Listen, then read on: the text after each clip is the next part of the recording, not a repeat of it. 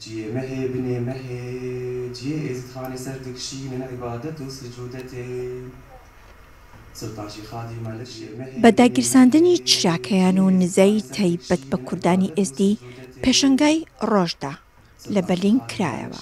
چیرۆکی کوردانی ئێزدی بە وێنە و ڤیدیۆ دەگەدرێنەوە و باس لە ڕابردوو و داهاتوویان دەکات.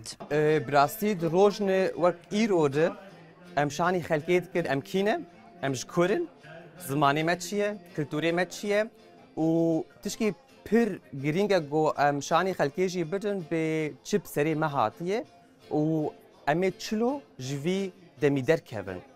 یعنی ئەم بساڵا ڕوونێن وەکەت بێژن ئەم گازنا و دەردێخوا بکشینن ئەم تشکی بسەر ناخن ڕۆژ هاڵۆدە ئەم بنێرن بێ پێش ڕۆژامە وێ چلۆ بە سەر چ ئەساسی ئەمێوی هاوی لێکن. وێنەکان بەدەیان چیرۆکی خێزانی ئێزیدیان دەگێڕێتەوە. نیگاکانیان پڕن لە بەسەر هات. ڤیدیۆکان باس لە فەرمانەکان دەکەن.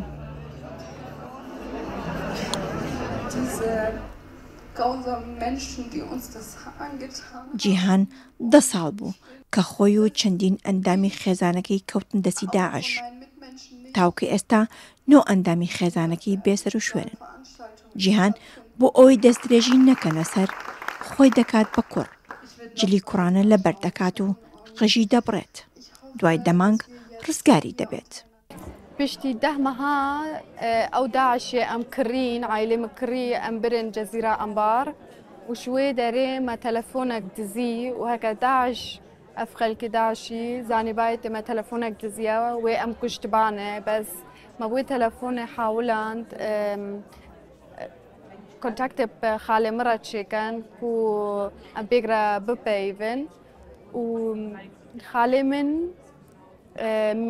زڵامێک دیت و بێ مەش وێ دەرێ ڕاکە و خاڵێ من مە دراڤ دایت یعنی ئەم هاتنە کڕین خاڵێ من ئەم کڕین و یەمیش دەستە داعش.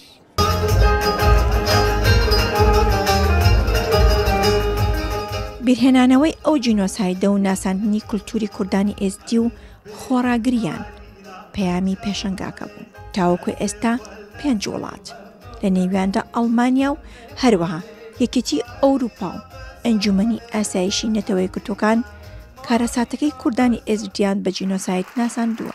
مەبەست لەم پێشەنگایە دروستکردنی ئەرشیفێکە لەو ئەرشیفەیە کە چاند و مێژوو و بیرەوەری ئێزیدیەکان تیا کۆ بکرێتەوە لە ڕێگەی فۆتۆگرافەوە لە ڕێگەی ڤیددیۆوە و لە ڕێگەی هەنێک کەرەستەی تر وەکو کاسێت بۆ نمونە یان وەکو گۆرانی ئوسترانی ئێزیدیەکان کە لای ئەوان دەنگبێژی زۆر مهمە لە ڕێی دەنگبێژی و مێژوو و کللتوری خۆیان باسەکەن و هەدەف ئامانجێم پێشەنگایە ئەم ئەرشیفە دروستکردنی ئەرشیفێکی وایە کە ئەم جۆرە کەرەستە و بابەتانە لە خۆ بگرێ ژیانی پێش جێنەساید و جێنەساید و دوای جێنەساید و جارێکی تر دروستکردنەوەی ژیان.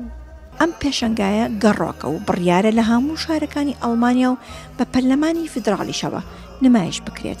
دواتر چیرۆکەکانی نێو پێشەنگاکە دەگوازرێنەوە بۆ هەموو جیهان تاوەکو لەوێوە دەنگی کوردانی ئێزدی بەگوێی جیهاندا بچرپێ. داعشی تاریکی دۆست ویستیان هیوا و ڕووناکی لە ڕۆڵەکانی وڵاتی ڕۆژزەوت بکەن.